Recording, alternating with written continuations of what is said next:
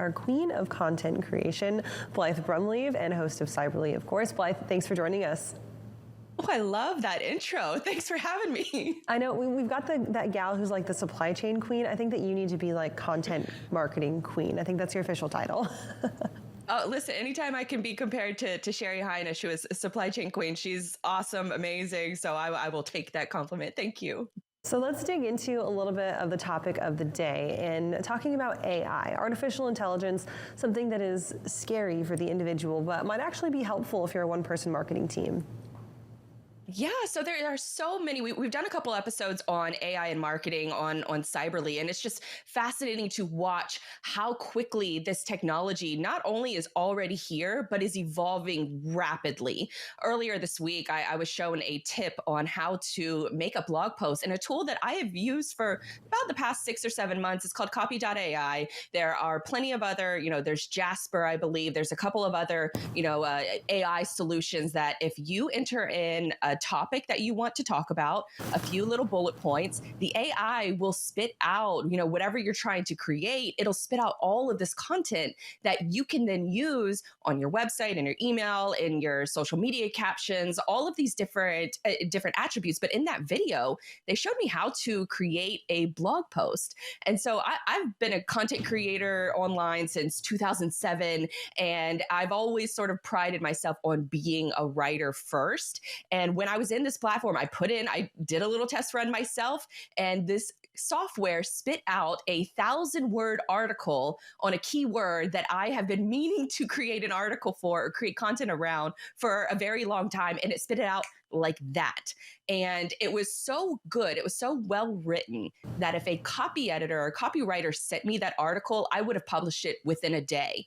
But I haven't published it yet because I don't know. There's a little line that I'm not sure that I want to cross, that it makes me feel a little uncomfortable to publish this full blog post. But I think it's fascinating from a one-person marketer perspective, because a lot of times when you're working as a one-person marketer, you're busy trying to run your business. You're busy trying to do all of the other things that, maybe a service provider or another kind of, a lot of freight companies, you're lucky if you have one person that's handling your marketing. Good luck if you want to get another pair of eyes on that same content. But these different tools will help you get that extra pair of eyes to get those initial ideas. It's almost that you're just walking a fine line of ethical behavior and what is ethical when you're creating content online. And a lot of these tools are sort of blurring it. Another example that I saw the other day that's still in beta, it's called DALL-E. And DALL-E, if you just enter in a few words into their AI, the AI will create an image out of nothing for you. So there was this example that said, I want to see a winding staircase and a little girl in a red dress walking up it. And they created that exact image and multiple variations of that image, and it looks like art. So then you're kind of wondering, like, you're seeing all of this content creation from the written word and now in an image-based format. There's also video AI personalities that will essentially be, like a talking head on TV, and you just feed it a script. And there's all these different things that you can use now for AI. So it creates a lot of different issues. And so that's where we're going to be talking about in tomorrow's episode of Cyberly, is that, we have all these AI technologies, but what's the bad side of AI? And that's what we're going to be diving into a little bit more. Blythe, that's definitely intriguing. I mean, when you think of one keyword really being able to put out an entire blog post together, when you continue to move forward, do you see a potential where maybe there are just similar blog posts because the machine learning algorithm has maybe really kind of fixed a certain, function around a keyword, and you start to see, hey, I have that same blog post. Did you use the same keyword? Do you see that potentially being an issue moving forward? Oh, for sure. Because I think that with this technology where it's at right now, it's almost a little alarming at how good that it can make these different articles and just different content on the internet in particular. There's a couple different, there's an Instagram account with millions of followers, and there's also a TikTok account with millions of followers, and they are completely AI created. It is an AI robot, an AI personality. All of their posts are like selfie style posts or selfie style videos, and it's just an AI feeding it a script, and the AI is reading it on camera or posting, selfies to Instagram. It's a whole new sort of wide world.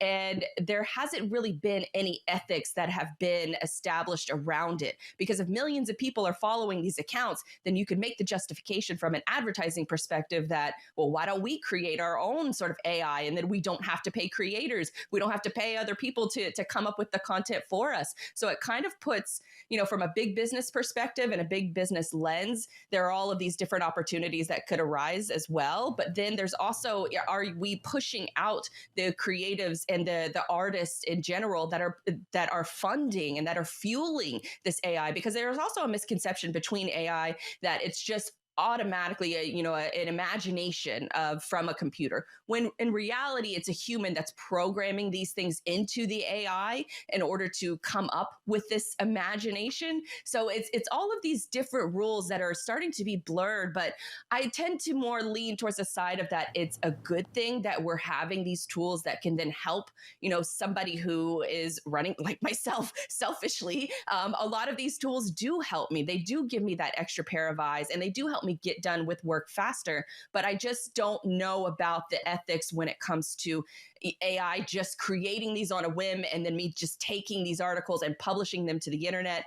I might do a test run just to see how it performed, but there's already some reports, from Google early on that they're going to penalize any kind of posts that they think are written by AI. So your Google search rankings will be negatively affected if you were to just pursue essentially a marketing campaign that is only written by AI. So you have all of these different variables, and I do think that more technology will step in, but there's also technology out there that can help you. Copyscape is one of them, in order to make sure that you're not getting, plagiarized articles that are essentially just the same robot, just creating the same articles, and the same technology for several different competitors.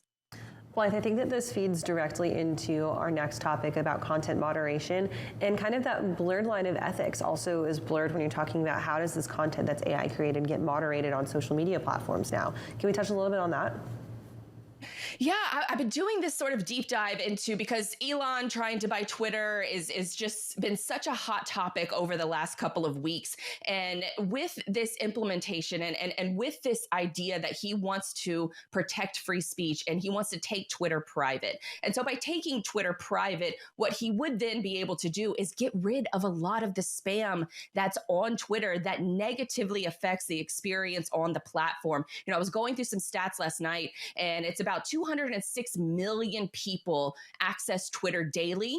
75% of those people are located outside of the United States. And I'm using the term people sort of loosely here because it's estimated that 48 million of those accounts are all spam or bot related. And it could be computers that are coming up with, certain kind of divisive content or amplifying divisive content. And then we have the human side of things where it's actual real humans are sitting down at a desk every single day, and they're being given talking points. They're being given an end goal, and they're being told, as they're called false amplifiers, and they're real people making real comments that are meant to be divisive and meant to make people argue with each other online.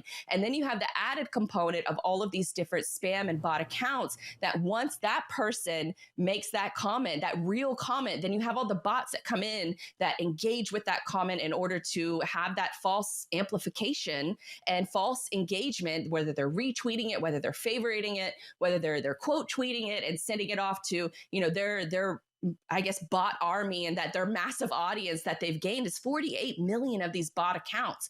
And so content moderation is already very challenging and very difficult right now. How are we going to continue to monitor this? How are we going to continue to, make sure that the spread of misinformation, hateful, violent content is not spread even more? Because it's also the human element of it, not just on the creation side, but then on the moderation side, where these content moderators are often very low paid. They're very low wage workers. They average about 3 months on the job because the things that they're seeing that people upload, that bots upload online, is just so traumatizing. It's the worst part of humanity. They're lasting around 3 months, and they don't have the wherewithal or the psychological benefits after they leave that job.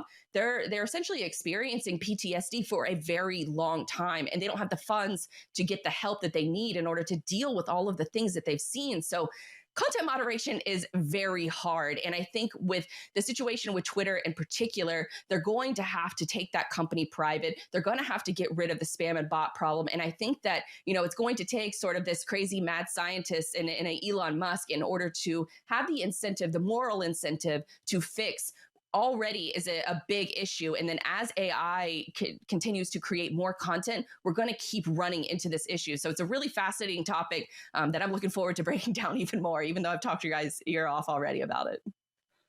Yeah, Blythe, this is a huge topic. I'm glad you're bringing it up and going to do a deep dive in it. Real quick, before we let you go, what time will you be on Cyberly and when can people catch it? Every Thursday, 2 p.m. Eastern Standard Time. We've also got Ingrid Brown, who is FreightWaves famous. So she's coming on the program tomorrow to talk all about her content journey, making real content and relevant content to her audience. So every Thursday, 2 p.m., catch me on Cyberly. All right, Blythe, we will catch you tomorrow. Thanks for joining us this morning. Right now, we're going to welcome our next